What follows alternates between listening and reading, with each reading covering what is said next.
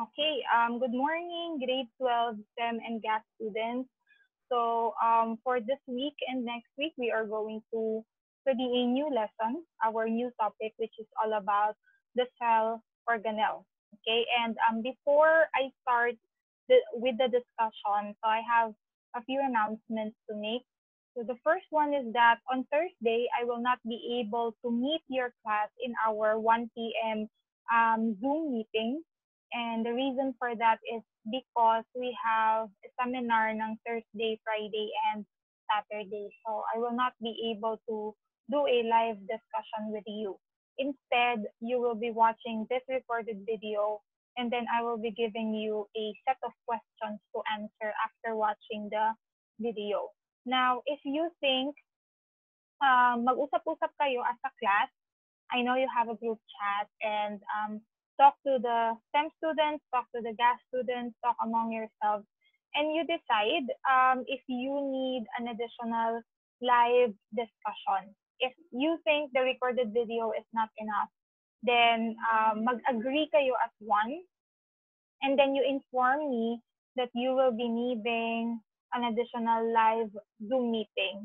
I'm willing to do a special meeting with you guys, but the only time that I will be available is after 5 ng Wednesday and Friday or Saturday na siya. Okay, so if you agree as a class na magpapa-additional live meeting for this week, just inform me. And then I will give you my available schedules. Tapos kayo na din ang mag-decide kung ano dun sa available schedules na yun yung pipiliin ninyo.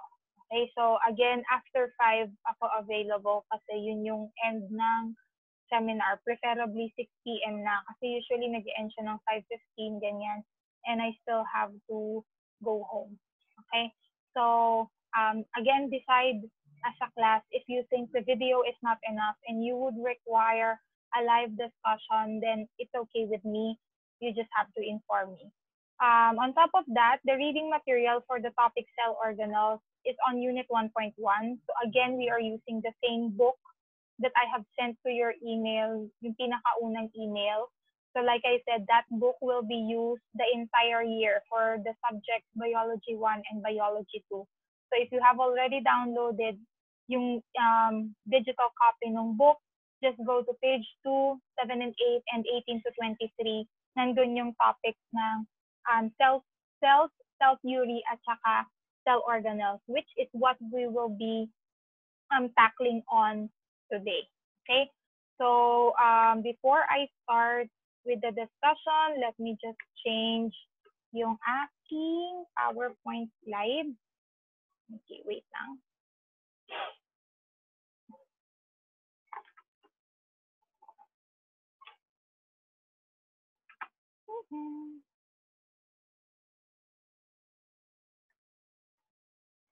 Okay, so of course, our first discussion will be all about the history of cells.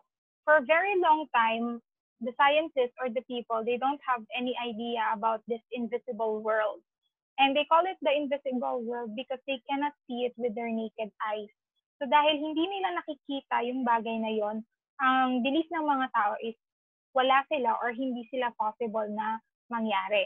Kasi ang mga tao dati, they have to rely on their senses, what they can see, what they can smell, what they can hear, what they can touch. So anything that is very tangible, they can touch or they can sense it with their sense organs, willing silang maniwala. Pero dun sa mga bagay na hindi nila nakikita, okay, medyo alanganin sila or hindi sila basta-basta naniniwala sa mga ganon. So for a very long time, people have no idea about the cells, especially yung mga unicellular organisms, kasi nga hindi sila nakikita. And this invisible world was only discovered because there is a there is a pair of scientists in the 1500s, si Hans and Zacharias Janssen. They were the first ones to invent or to create a very simple microscope. Si Hans and Zacharias kasi, they were, sa modern world natin, sila yung parang ophthalmologist. sila yung nagtatrabaho sa EO, anong tawag dito, their job or their craft is all about creating lenses. So even nung unang panahon, nung mga late 1500s, may mga tao na gumagamit ng salamin, yung mga monocles na tinatawag nila, yung iisang bilog lang na nakasabit sa tenga. Okay, so yung mga gumagawa ng mga yon, isa doon si Hans and Zacharias Jansen. So they are actually father and son. Okay, and based on their ideas on how to make itong mga salamin na to, they were able to create a compound microscope. So they call it a compound microscope kasi dalawang uri ng lens yung ginagamit niya. So for example, yung ginagamit natin sa salamin, iisang lens lang yan. So ang ginawa nila is dinoble nila, dalawang lens, pinagpatong nila, or nasa iisang device para mas mataas yung magnification niya.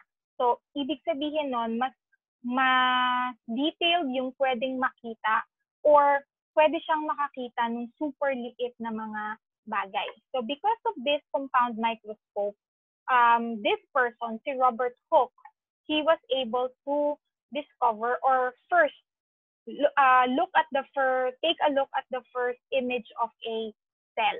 Okay? So ang ginamit ni Robert Hooke when it comes to using the microscope is it's a slice or a piece of cork. Okay, so cork. Yung cork, ito yung mga nakatakip doon sa mga wine bottles. So medyo familiar naman kayo doon. Or sometimes meron sila yung cork board, yung pinagdidikitan ng mga memos or pwede kang magtamtak ng mga information doon. So yun yung ginamit niya. He thinly sliced a piece of cork and then he looked at this cork under the compound microscope na ginawa nung ni Hans Jansen. Okay? So what he saw is this one. So yung nakita niya, sabi niya, parang mga squares, maliliit na squares, and they are in a row, magkakasunod-sunod sila. And then sabi niya, they are empty. Wala kasi siyang nakita doon sa loob nitong mga square cells na to. Okay? So sabi niya, when he looked under the microscope, sabi niya, bakit kamukha nung mga kwarto ng mga monks, okay, in a monastery? Kasi yung itsura ng mga kwarto ng mga pari or ng mga monks, it's just a square room. Tapos, very bare. Kasi di ba pag mga pare, wala silang material possessions. So, wala silang masyadong gamit doon sa mga kwarto nila. So, nung nakita ni Robert Hooke itong cork under the microscope, sabi niya, bakit parang mukhang kwarto ng mga monghe or ng mga monk? So, ang tinawag niya doon ay mga cells. So, sabi niya, para siyang tiny chambers that look like the rooms of the monks. So, he was the first one who coined or who gave the name cells to these square little structures na nakita niya under the microscope. Now, the reason why it looked empty or he saw an empty chamber when he looked at the compound microscope is because he used a piece of cork. And a piece of cork basically is a dead cell coming from doon sa bark or sa puno. Okay? Yung piece of bark ng isang puno, doon nanggagaling yung cork. So, of course, they're already dead kasi natanggal na sila doon sa original na tree. So, nung nakita niya, talagang wala siyang nakita sa loob kasi nga dead plant cells na yung nakita niya under the compound microscope. So, that's the reason why it was empty when he looked at it. After Robert Hooke, there is another person who used the compound microscope to try and observe other living organisms. So, ang name niya is Anton von Leeuwenhoek. So, he is a Dutch, Swedish ang kanyang nationality. And instead of using yung piece of cork, what he used is a drop of pond water. Okay, so pond water meaning yung tubig sa kanal or yung tubig sa river or kung meron malapit na pond sa inyo. He got a drop of water tapos he observed it under the compound microscope. So he was the first person to actually see living organisms under the compound microscope. Kasi nga si Robert Hooke, di ba, he was seeing yung tinatawag nating dead cells. But when it comes to Anton van Leeuwenhoek, he was using pond water. So yung nakita niyang mga organisms doon sa pond water na yon, they are alive and they are moving. So sabi niya, wait lang. Kung for example, ito yung under the compound microscope, sabi niya may nakita siyang maliliit na mga organisms dyan. And itong mga organisms daw na to, they're always moving. They were zooming in and out of the compound microscope. So what he observed are moving little particles under the compound microscope. And because they are moving, he called them as animalcules. Okay?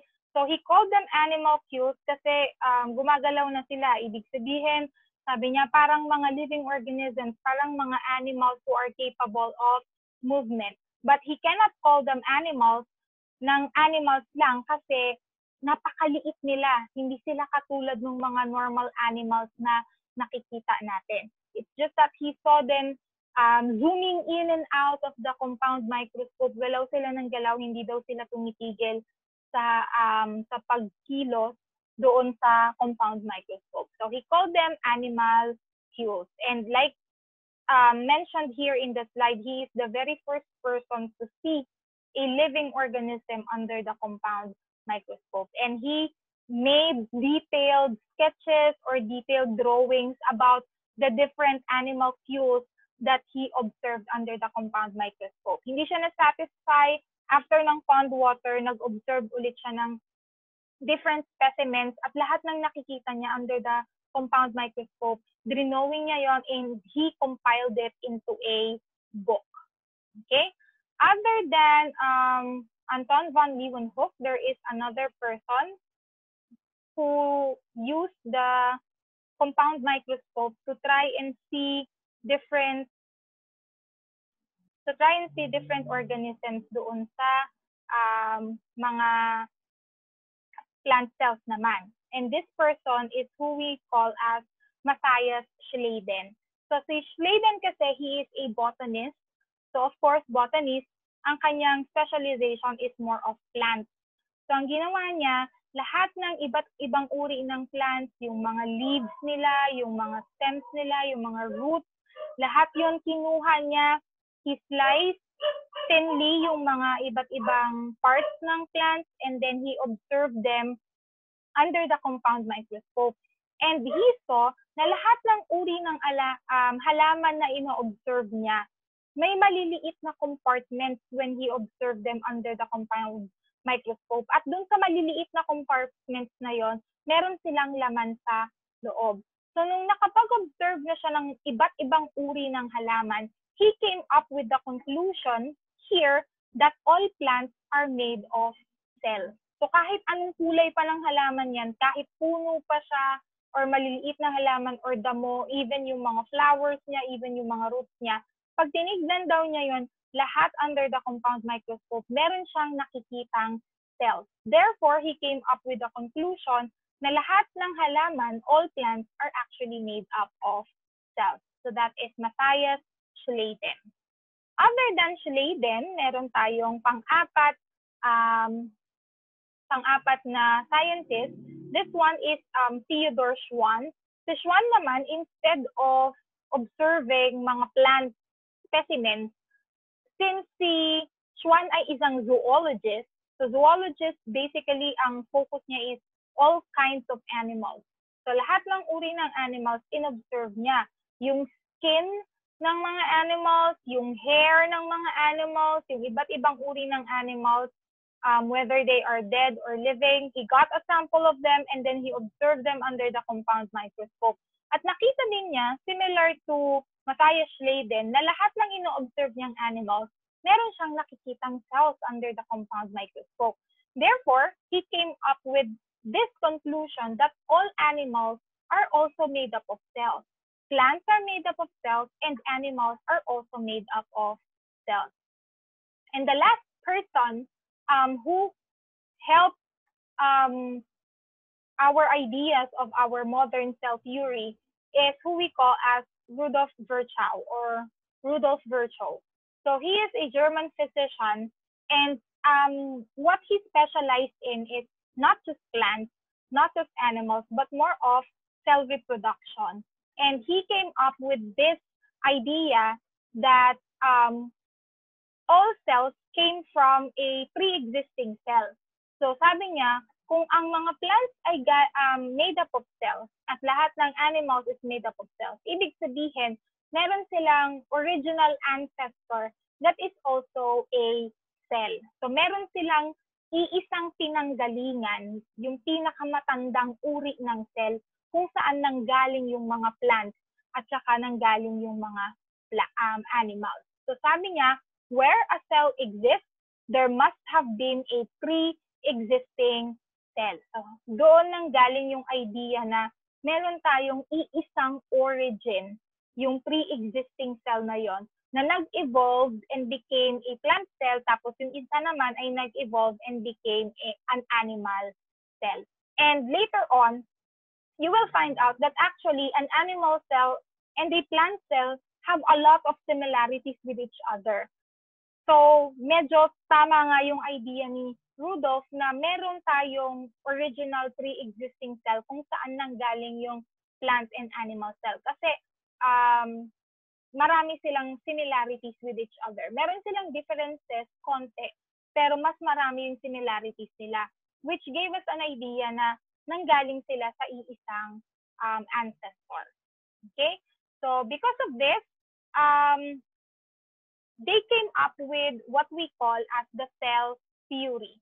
So the first tenet of the cell theory is that the cell is the basic or the smallest unit of life. Okay? So, wait lang, let me write that down. Sabi niya dito, medyo pangit yung sulat ko. Cell is, ayaw na niya. Ayan. Yan na natin. Okay. Okay. So sabi niya dito, cells is the smallest unit that can perform all the functions of life. So ibig sabihin, when we say the smallest unit, ibig sabihin, lahat ng living organisms, ang pinakamaliit na mako-consider natin na living organism is what we call as your cells. Wala nang mas liliit pa sa cell. Wait lang.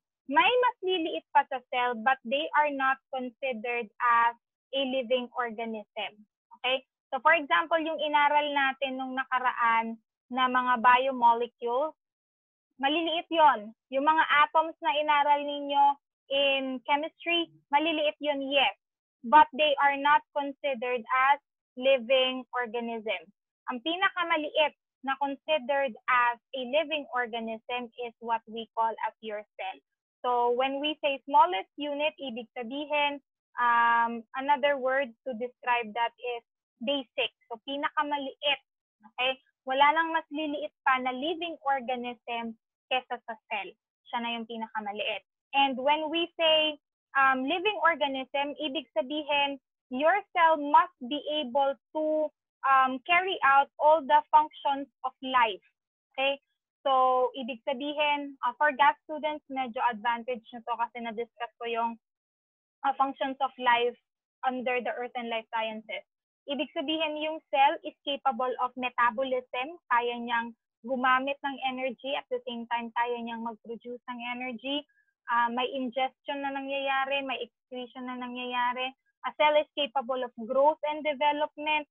A cell is capable of adapting and evolving, and a cell is capable of reproducing. So lahat ng mga yon, those are the basic functions of life. At lahat ng mga yon ay kayang gawin ng cell kahit na napakaliit niya.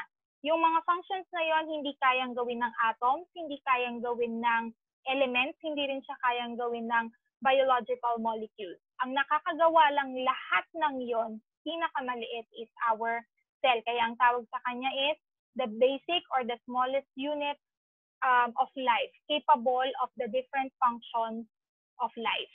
And then all living things are made up of cells. This idea came from Schwann and Schleiden. Kasi if plants are made up of cells, if animals are made up of cells, therefore all living things are made up of cells. And then there are different kinds of living organisms depending on the amount of cells that they have. So meron tayong mga tinatawag na organisms that are made up of only one cell. So tinatawag natin silang unicellular organisms. So coming from the word uni, ibig sabihin only one cell siya. So unicellular organisms, even though they are only one, they are capable of carrying the different functions necessary for life. So papasok din yung mga bacteria, yung mga protozoans such as the amoeba, the euglena. They are very small. We cannot see them because they're only made up of one cell. But yes, they are capable of doing the different functions of life. Okay? Next. Wait lang. Next is there are also living organisms that are made up of different cells, minsan dalawa, minsan tatlo, or minsan hundreds of thousands of cells. For example, us, we are thousands and millions of cells ang ating human body. So ang tawag sa kanila ay multicellular. So when we say multi, ibig sabihin multiple, more than two, more than three, hundreds or thousands yung kanilang cells. So ang tinatawag doon ay multicellular organism.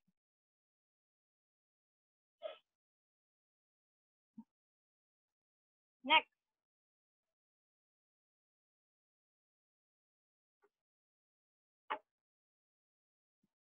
Okay, so ito na yung tatlong tenets of the cell theory. So coming from Schwann and Schleiden, so all living things are composed of one or more cells. So even if they're only composed of one cell, they're considered as living things. If they're more than one cell, multicellular, then yes, they're also called or considered as living things. The second one is that cell is the basic unit of life, meaning siya yung pinaka-smallest possible living organism. And that new cells are only produced from pre-existing or existing cells. Ito yung idea ni Rudolf Virchow. Ibig sabihin, ang heart cells, yung cells that is found in your heart can only produce more heart cells. Hindi siya pwedeng mag-provide ng liver cells. So coming from existing cells siya. The same, yung cells in your skin, in your dermis, can only produce new layers of dermis. Hindi siya pwedeng mag-produce ng cells that will be used for your intestine or for your stomach. Magkakaiba kasi yon. Magkaiba ang kanilang structure, at the same time magkaiba yung kanilang function. Okay, so new cells are produced from existing cells. So this is what we call as your cell theory. So now, let me just change my slide para doon sa isang part of our discussion, which is the different organs or the different organelles of the cell. Wait lang.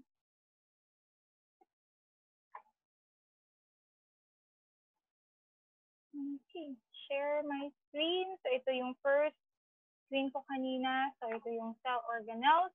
Okay, again, let's review ano yung three parts or tenets of the cell theory. All living organisms are composed of one or more cells. One cell, unicellular.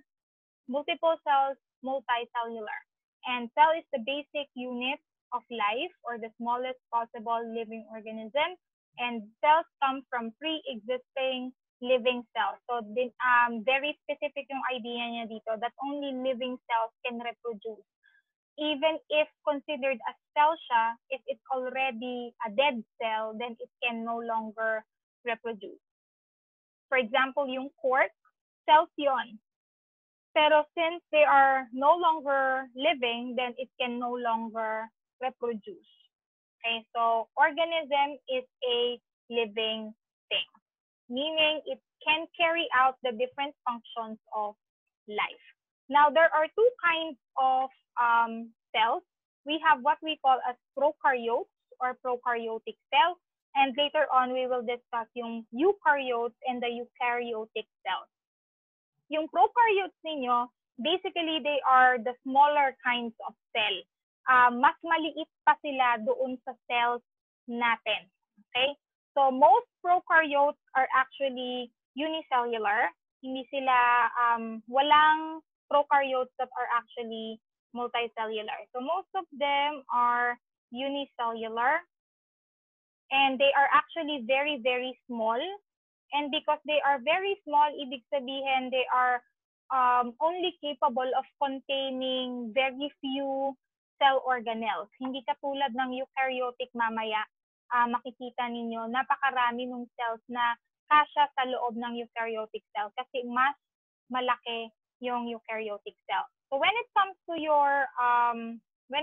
your prokaryotic cells, meron silang different organisms. Meron silang different cell organelles. So the first one is what we call as your cell membrane. So the cell membrane is actually what separates a prokaryote from the outside environment. Okay. So for example, if this is a prokaryotic cell, if this is the outside, if this is the outside of the, sorry. If this is the ayaw talaga, bakit siya nagbabalik? Okay. Isa pa. Bakit ayaw niya?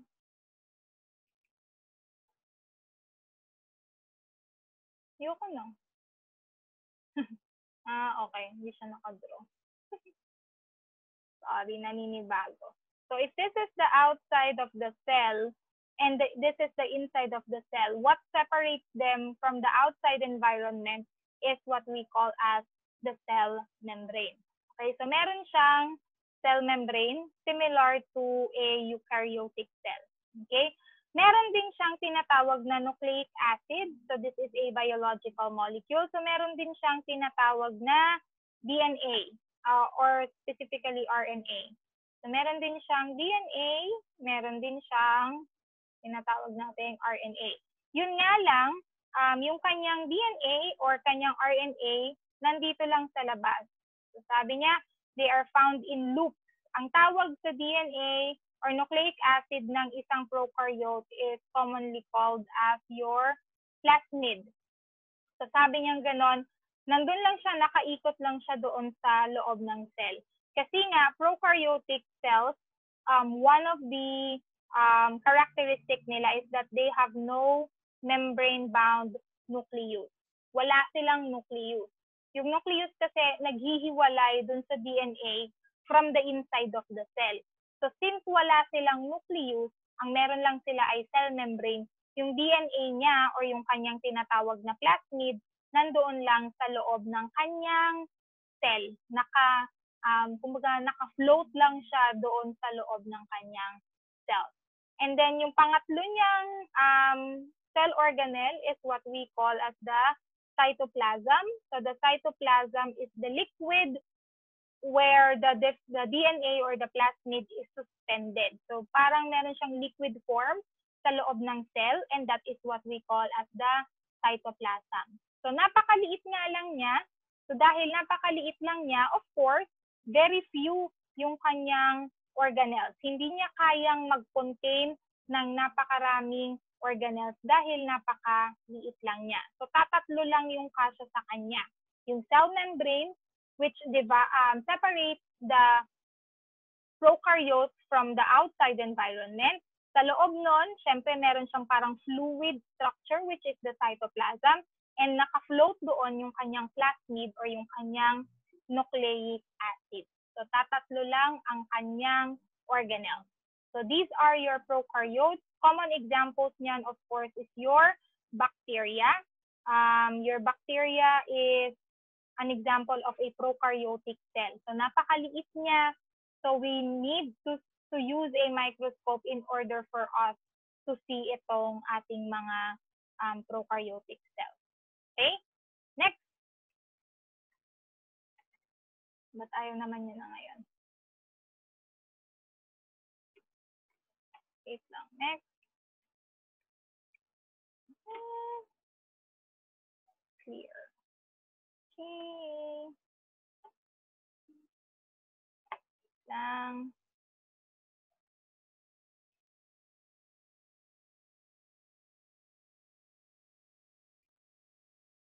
Okay.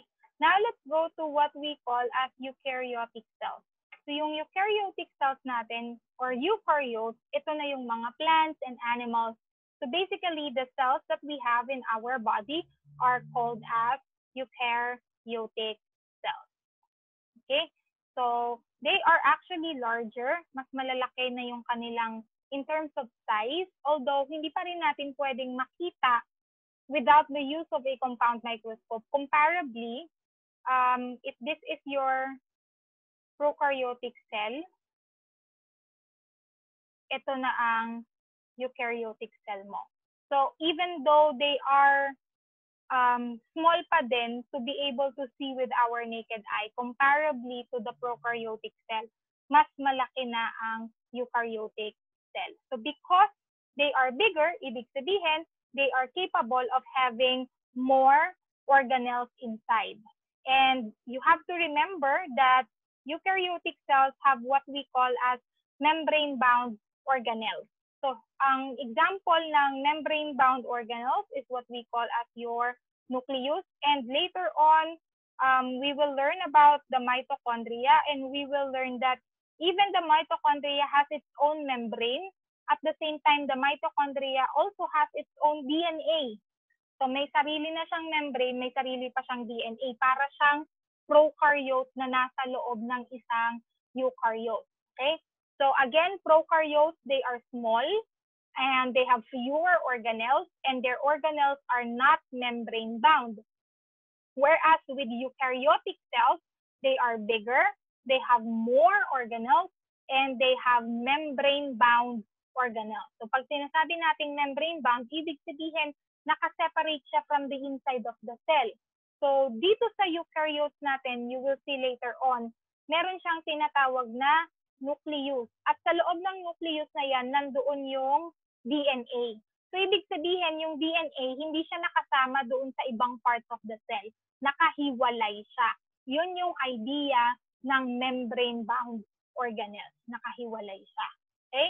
And all organisms, except for bacteria, are categorized as eukaryotes. So even yung mga mushrooms, yung mga yeast, yung fungi, yung ferns, yung plants, yung animals, all of those are categorized under eukaryotic cells.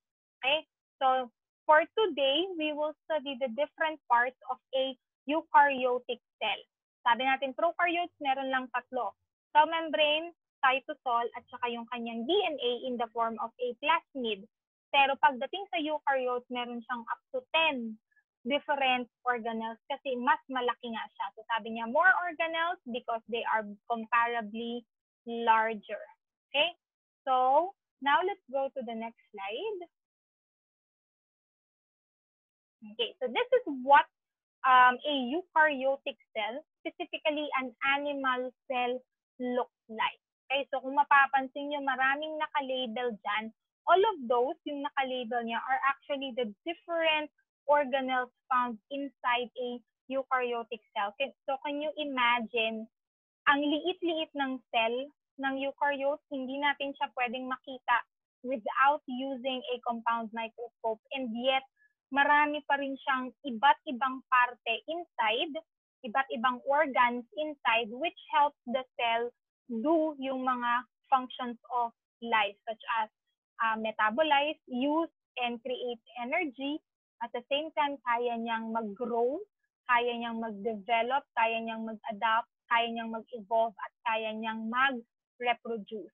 So, yung mga functions na yon is only possible because meron siyang different organs that is found inside. So when we say organelles, ibig sabihin smaller organs or the organs of the cell. Okay, so let's start with the very first cell organelles. So sabi niya, organelles are small structures inside the cell and they have very specific functions. Isa lang ang ginagawa niya, paulit-ulit niyang ginagawa yon. And that is how the cells are able to achieve yung kanyang basic life function. So the first part of the cell that we are going to learn is all about the cell membrane. Or for some books, they call it the plasma membrane. Ang itsura niya, ito siya yung nasa labas. Okay? When we zoom in sa cell membrane or sa plasma membrane, ito ang itsura niya. And we will learn and we will study all about the plasma membrane or the cell membrane on our maybe third or fourth lesson. Okay? So ang analogy niya or ang comparison niya, for you to be able to visualize kung ano yung kanyang function is that para siyang yung city limit. For example, ngayon sa Santo Tomas, yun yung city limit ng Subic. Nagse-separate siya from Olongapo and Subic, Zambales. Okay, so anong mapapansin niyo doon sa city limit na yon? Lalo na ngayon, meron siyang tinatawag nating checkpoint. At doon sa checkpoint na yon, they actually choose kung ano yung or sino yung mga taong pwedeng pumasok ng Subic. Hindi lahat pinapayagan nilang pumasok ng Subic kasi kailangan nating maging careful kung sino yung makakapunta sa ating bayan. Baka kasi papasukin nila tapos yung taong yun pala ay carrier ng virus, so pwedeng mas marami ang mahawa sa kanya. So pinipili nila, sine-check nila kung sino yung pwedeng pumasok at kung sino yung pwedeng lumabas. So yung characteristic ng cell na yon ay tinatawag nating, wait lang, hindi ko makita kung nasan ako nagsusulat. Semi-permeable. So when we say semi-permeable, ibig sabihin nun, hindi siya basta-basta nagpapapasok at hindi rin siya basta-basta nagpapalabas. So when we say permeable, ibig sabihin merong nakakapasok at merong nakakalabas. Napapermeate nila or napapasok nila yung cell membrane. Pero dahil semi lang siya, ibig sabihin hindi lahat pwedeng pumasok, hindi lahat pwedeng lumabas. So pinipili din ng cell kung ano yung mga elements or kung ano yung mga ions na pwedeng pumasok sa loob ng cell. Kung masisira yung cell, for example, salt, NaCl, pag masyadong marami yung pumasok na salt sa loob ng cell, hindi siya magiging okay. Hindi balance yung kanyang water. Homeostasis niya hindi okay. So, itong cell membrane na to, para siyang yung school gate natin or parang city limit. Sila yung boundary para makapasok at makalabas at sila yung namimili kung sino yung pwedeng pumasok at lumabas. Okay? So, yan yung tinatawag nating cell membrane or plasma membrane. So sabi nga dito sa ating slide, ang function niya is to regulate. Siya yung nagko-control kung ano yung papasok at lalabas inside and outside of the cell. At ang kanyang structure ay dalawang layers of phospholipids and protein. Later on, we will study about the specific structure of the cell membrane. So sabi nga natin dito, the idea to learn or to memorize about the cell membrane is that it controls or regulates what goes in and what goes out. And the best adjective that we can use to describe the cell membrane is the adjective that it is semi-permeable. Okay, so some can go in but not all can go in. Some can go out but not all can go out. So, kinokontrol yon ng ating cell membrane. Okay? So, next. Wait lang.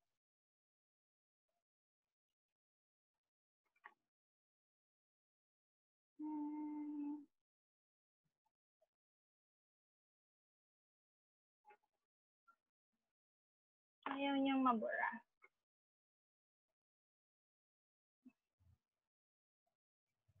Okay, next.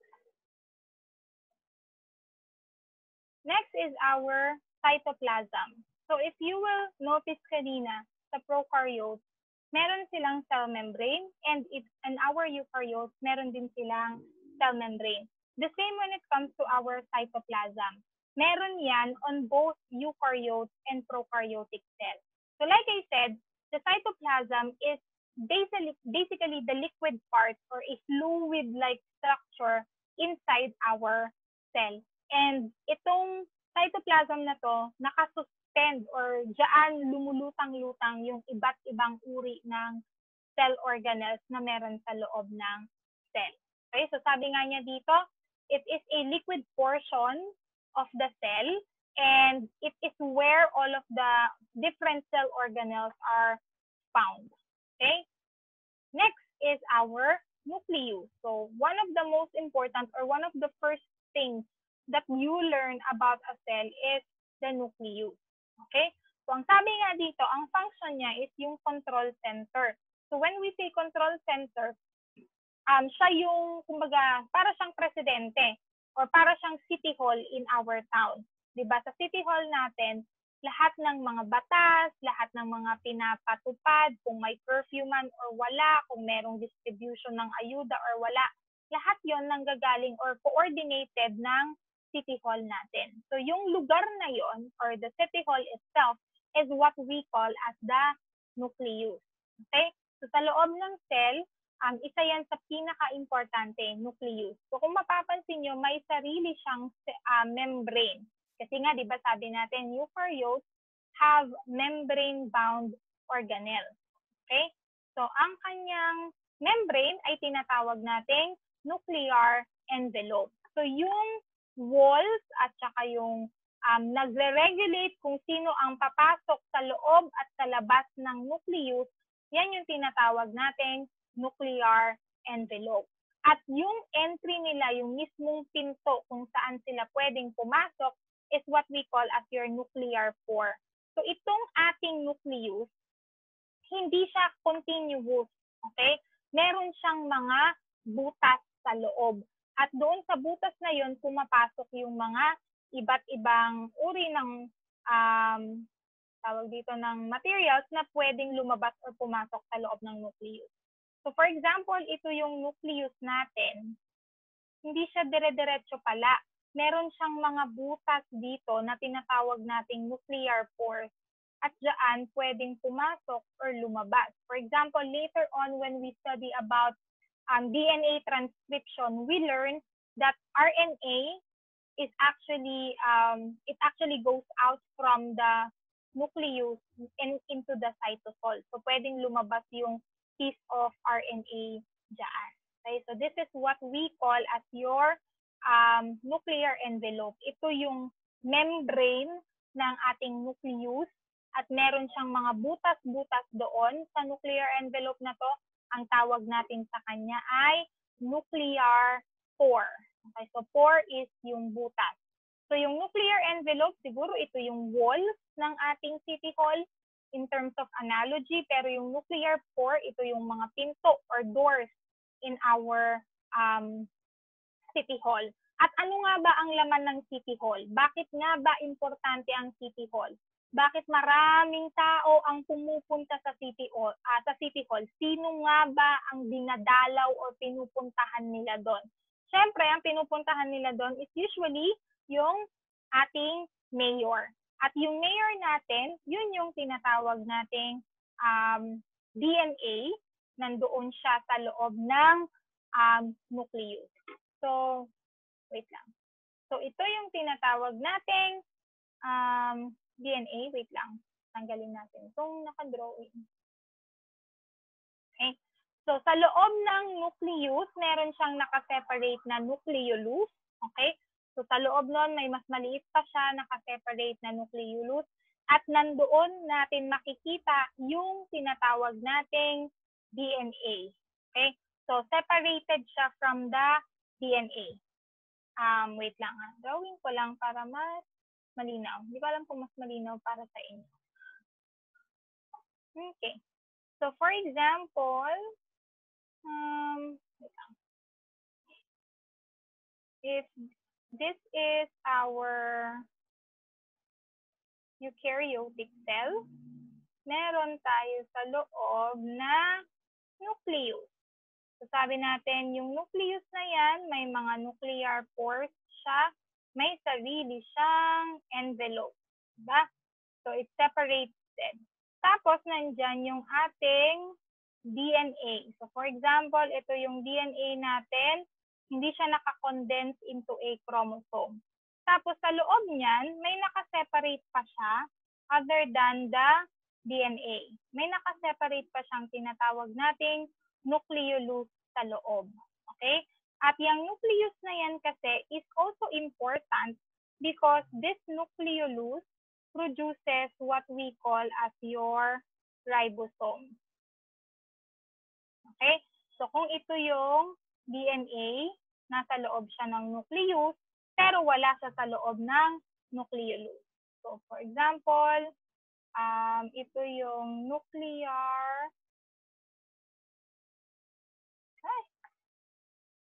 okay.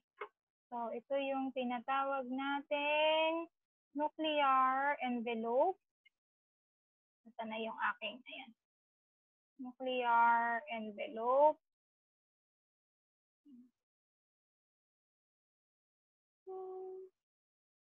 And then itong mga butas na to is yung tinatawag nating nuclear pore.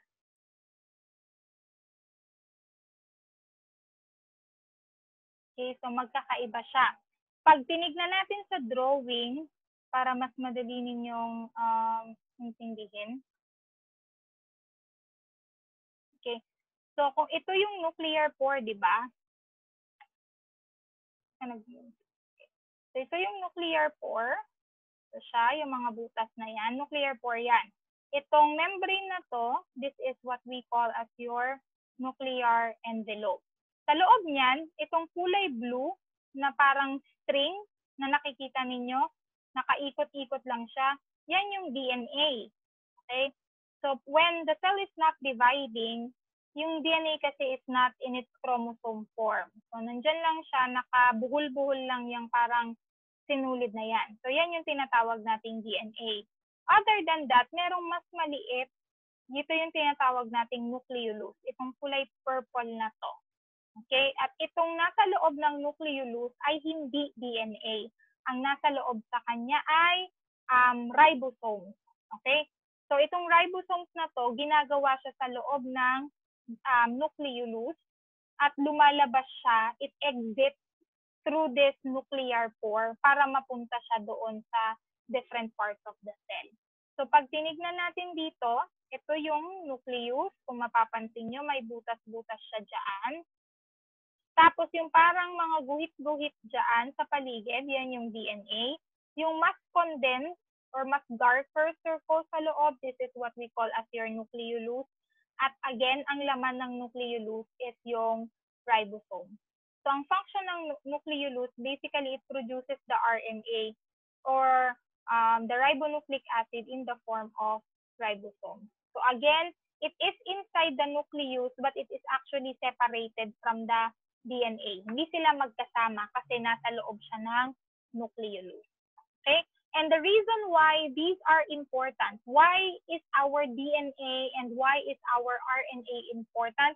Kasi lahat ng instructions na ginagawa ng cells natin, it comes from the DNA. So lahat ng instructions na yan, para nga siyang si mayor. Siya ang nagde-decide kung ano yung mangyayari, kung ano yung ipapatupad, kung ano yung magiging, pag nilabag mo yung batas, ano yung pwedeng maging parusa sa'yo. Lahat yan, decisions ng mayor. So lahat ng activities ng cells, they are coordinated by the DNA.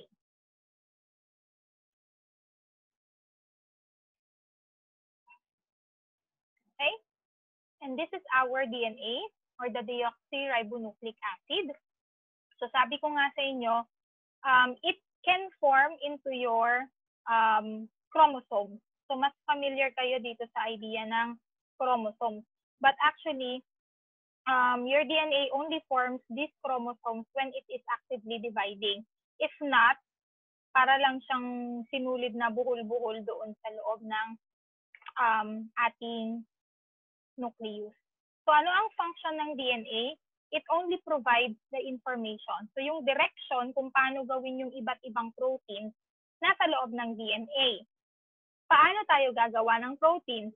Coming from the ribosomes. Kasi yung ribosomes naman, sila yung gumagawa ng mismong protein. Hindi lang alam ng ribosomes kung paano gawin. So they work in tandem. The DNA will provide the information and the RNA or the ribosomes will be doing the actual protein. So may taga-utos at merong tagagawa. Sino yung taga-utos? Yung DNA. Yung ribosomes, siya yung taga-gawa. So sabi nga dito, analogy, para siyang yung batas or the city code. So siya yung nagsasabi kung paano tayo aakto sa loob ng ating bayan. So hindi pwedeng magkaraoke ka ng hanggang 12 midnight. Batas natin yon, bawal yon. Sinong nagsasabi nun? It's the DNA. Okay? Next, the ribosomes. This is another part or another organelle that is actually found in our cells. So the ribosomes, di ba sabi natin, they are created in the nucleolus. So saan ginawa itong ribosomes? Inside the nucleolus. At pag nagawa na siya, pwede siyang lumabas from the nucleus into the different parts of the cell. Okay? So, ayan siya. Ginawa siya dito. Lalabas siya sa nuclear pore and then mapupunta siya minsan sa cytosol in the free ribosomes. Minsan mag-a-attach siya doon sa endoplasmic reticulum. And the reason why these ribosomes are very important is because they are the site for protein synthesis. So sila yung gumagawa or nag-create ng protein. And coming from our last discussion, which is yung biological molecules, we all know that proteins are very important in our body. Lahat ng muscles mo, they are made up of proteins. You cannot move without protein. You cannot see color without proteins kasi yung nasa loob ng mata natin that allows us to see the different colors or the different spectrum of colors that is made up of proteins. They provide us with longer storage of energy. Proteins are also structural yung kanyang function. Enzymes, lahat yan proteins. So napakaraming proteins in our body kasi napakarami niyang iba't ibang uring ginagawang functions. At sino ang gumagawa ng proteins? It's actually the ribosomes. And these ribosomes are created in the nucleolus of the cell. Okay? So next is what we call as the endoplasmic reticulum.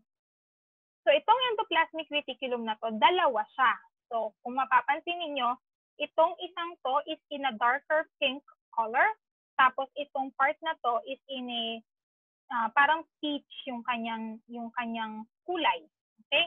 So the reason why they are different is because may dalawang uri tayo ng endoplasmic reticulum.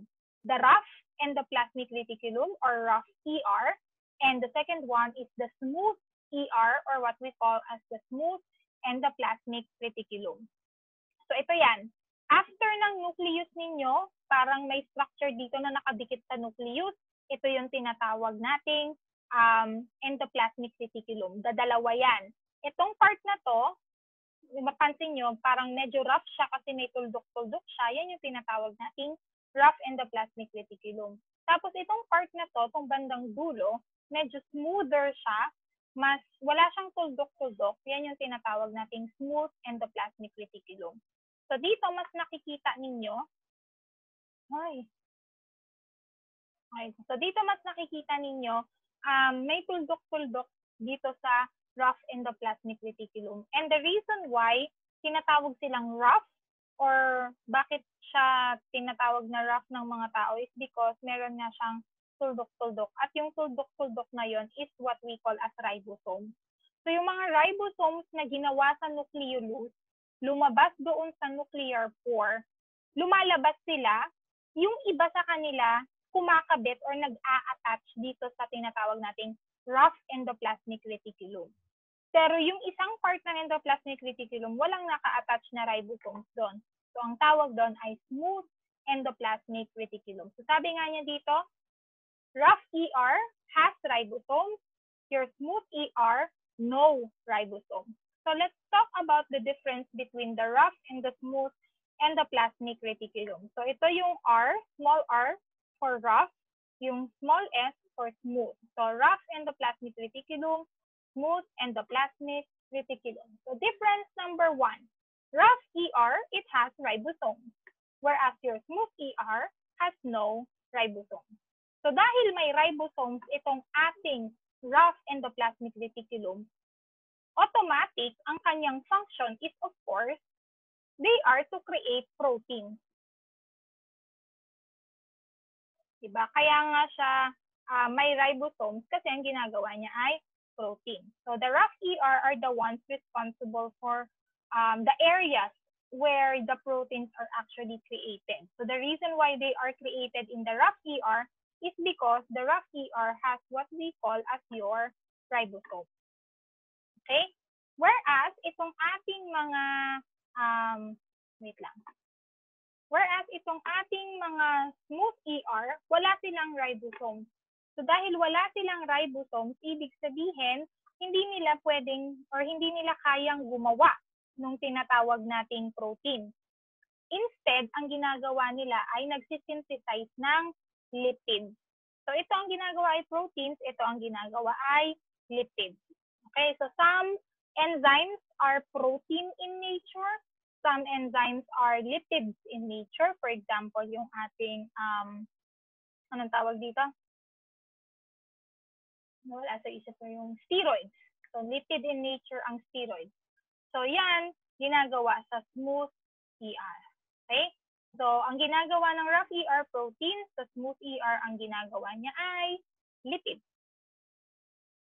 Next, let's talk about the Golgi apparatus. For some people, they also call it the Golgi complex. Okay? So ang function niya, para siyang post office. Siya yung taga-deliver nung ginawang proteins ng rough ER. Siya din yung taga-deliver nung ginawang lipids nung smooth ER. So para nga siyang post office. Ang ginagawa niya, nilalagay niya sa box yung bagong gawang protein, tapos siya yung nagsusulat ng address, siya yung magpapadala dun sa different parts of the body kung saan kailangan nila yung protein. The same when it comes to lipids.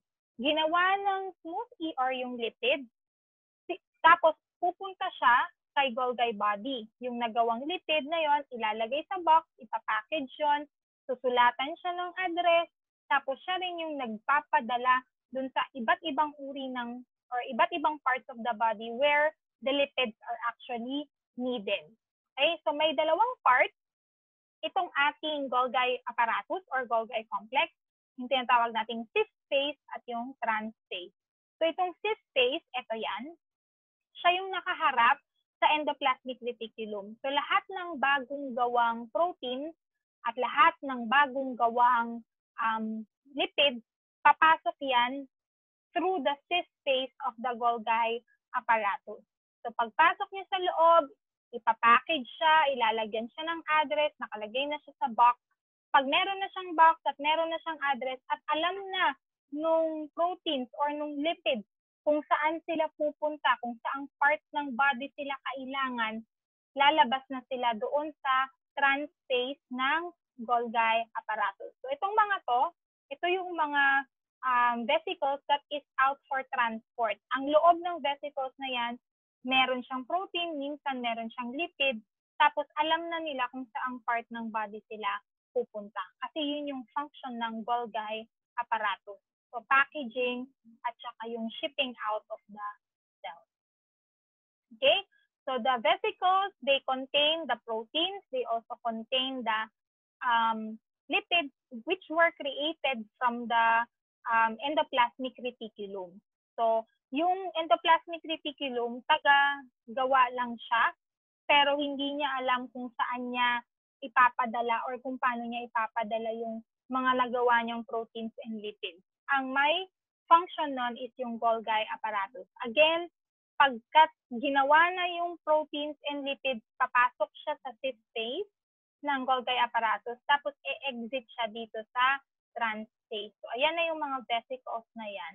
Sila na yung ipapadala. Kumbaga, pag umorder ka sa Shopee, sila na yung tatawagan ka na nung kanilang delivery person na paparating na sila, paki-ready na daw yung payment. kasi paparating na sila sa bahay ninyo. So, yan yung mga yan. Next, of course, we have the vacuoles and the vesicles. So, ang analogy niya dito is grocery stores and water tanks.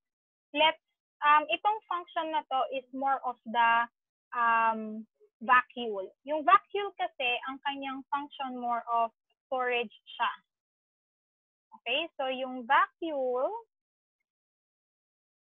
okay, ang function niya is more of storage. Ano ang ini-store niya? It's either food or it can be a water. Kaya nga dito ang analogy niya, grocery store. Kasi kapag ang ini-store niya ay food, malamang grocery store yon. Pero pag ang ini-store niya ay water, then that is what we call as your water tank. Okay?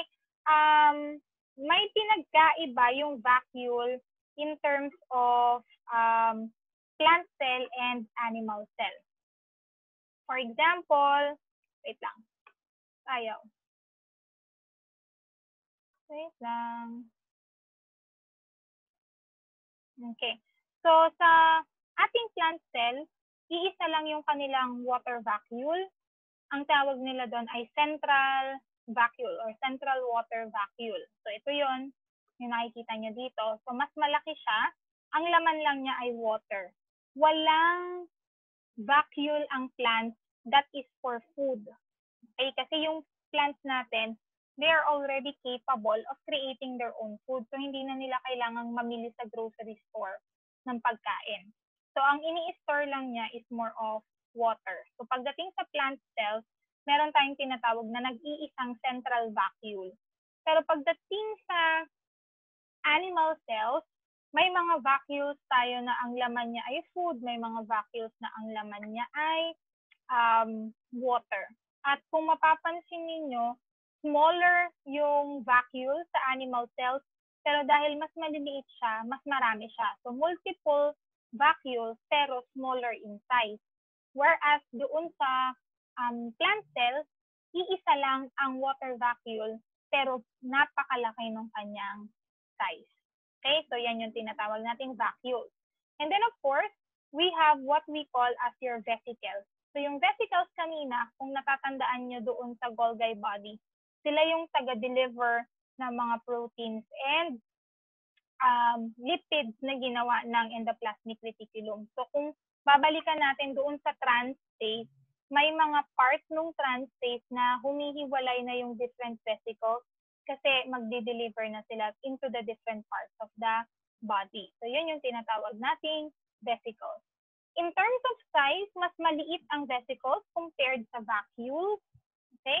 At ang vesicles is more of for delivery, whereas yung vacuoles ninyo ay storage ang kanyang primary function.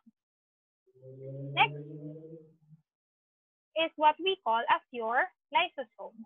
So lysosomes, kamukha siya ng vesicles kasi siya ay mga bilog, maliliit na bilog that floats around the different, floats around the cytoplasm. Kaya lang, ang pinagkaiba ng vesicles sa lysosomes is that your lysosomes, they contain highly acidic enzymes that can break down or digest other structures of the cell. Ayan. So sabi niya dito, they are also called as the clean-up crew, taga-linis or taga-recycle ng different parts of the cell kasi meron silang enzymes sa loob that is highly acidic and can break down yung iba't ibang parts of the cell. So kung napansin dito sa, tignan natin itong picture na to. So if you will notice, merong pumasok na food particles inside the cell. Okay?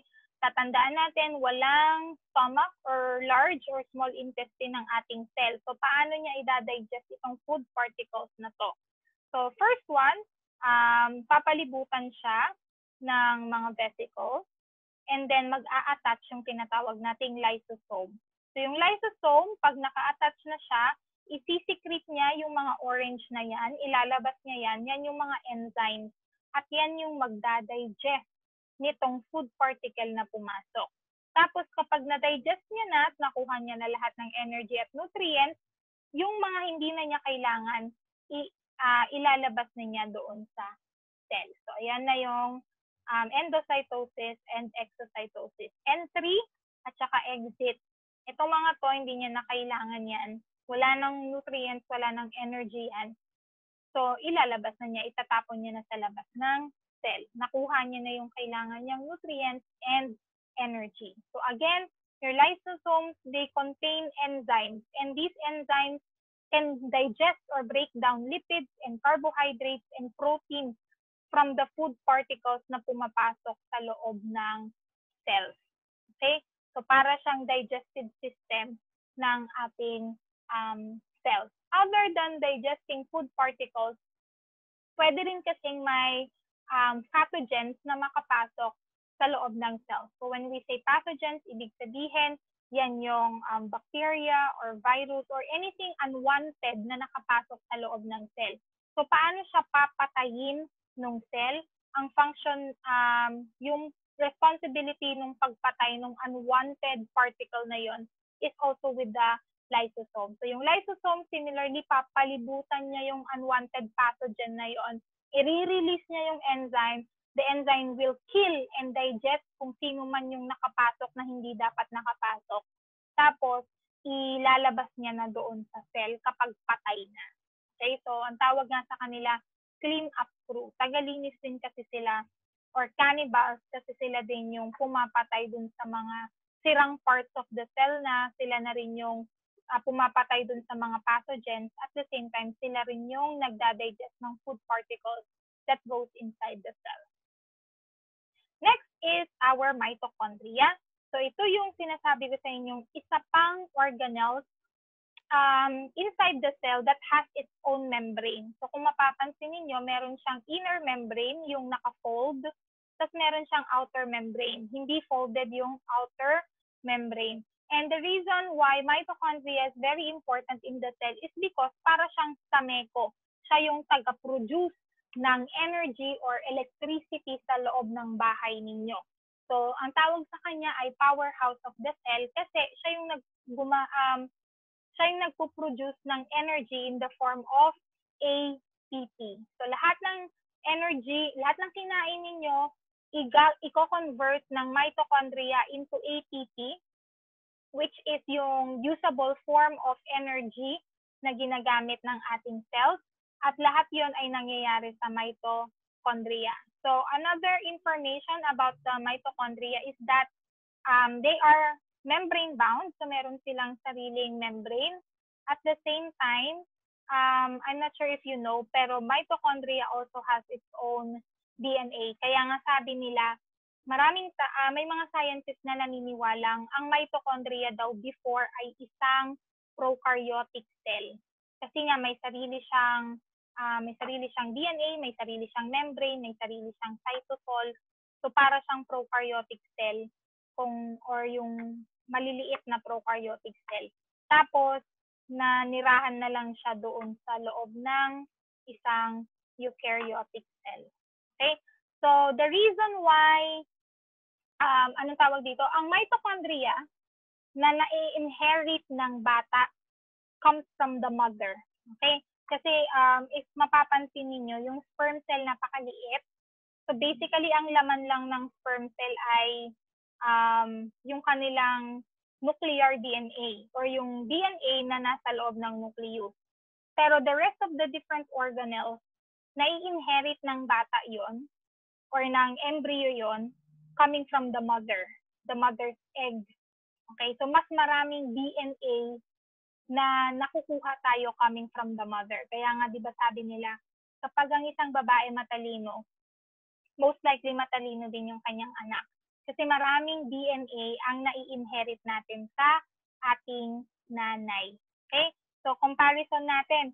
Pagka sa inyong father, ang nai-inherit nyo lang ay nuclear DNA. Ibig sabihin, yung DNA na galing sa nucleus. Pero pagdating sa nanay ninyo, dalawang uri ng DNA ang nai-inherit ninyo. Isang nuclear DNA or the DNA coming from the nucleus at saka yung DNA na galing sa mitochondria. Okay, so kayang i-trace yung inyong tinanggalingan based on the mitochondrial DNA. or yung DNA that we inherit from our mother. Okay, so again, the mitochondria has its own DNA, it has its own membrane. At the same time, it produces the energy that is needed by the cell. So ang analogy dyan ay parang Zameco, siya yung taga-produce ng kuryente. Okay? So cellular respiration or the process of producing ATP, it happens in the mitochondria. It has its own strand of DNA. And we inherit our mitochondrial DNA from the egg cell of our mother. Next is your cytoskeleton. So may dalawang uri ng cytoskeleton that is found in our cells. The first one is the microtubules and the second one is the microfilament. So what's the difference between them? Itong microfilament, ito siya, di ba? Itong parang mga ano lang to? So it provides support and structure. So coming from the word cytoskeleton, siya yung skeletal system ng ating cells. Okay, so the microfilament, it produces para siyang steel beams. Alam niyo yon, yung pag nagtatayo ng building, di ba meron silang tinatayong made of metal rods muna or what we call a steel beam. Lahat yung mga yan nagpo-provide ng foundation, itong mga to, foundation in our cell. Okay? At the same time, meron tayong tinatawag na microtubules.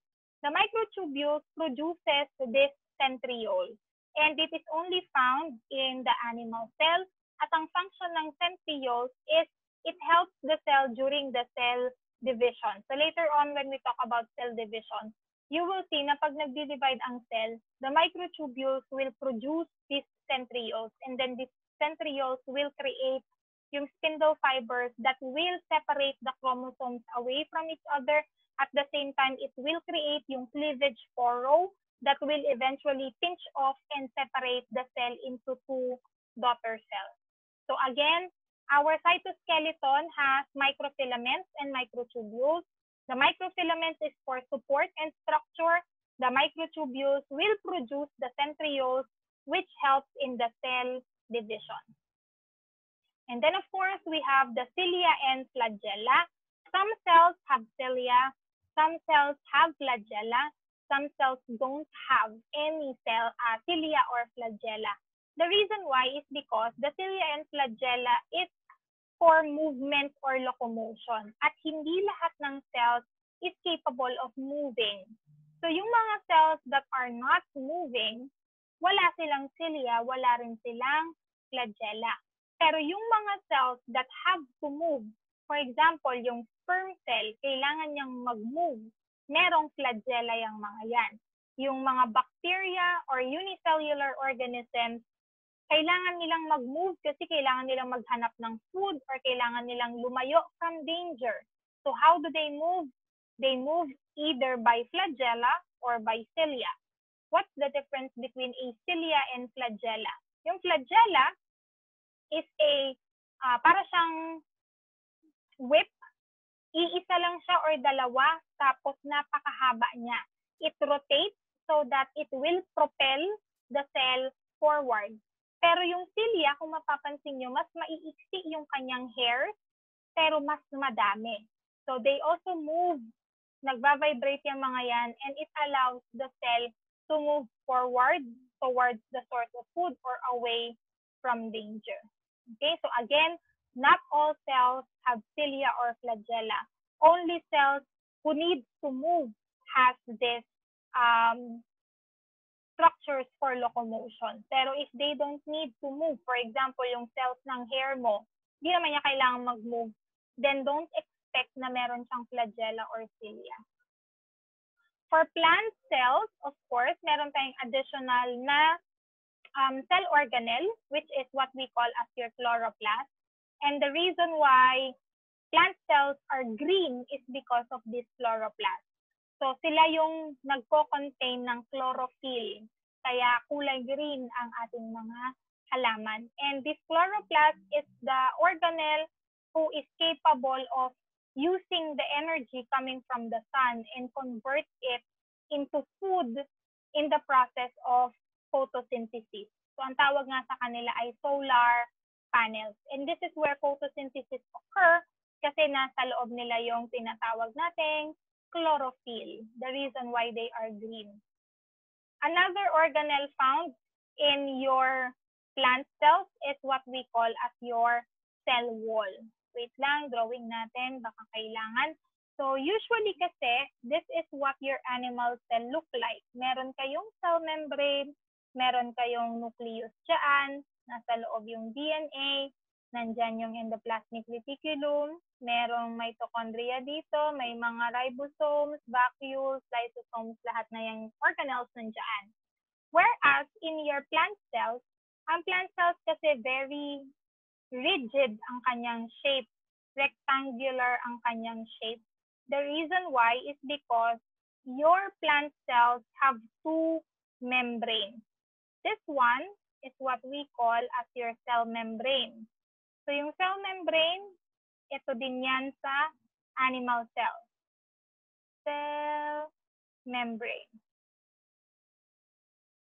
Pero kung mapapansin nyo, may isa pa dito sa labas na membrane itong tinatawag nating plant cell.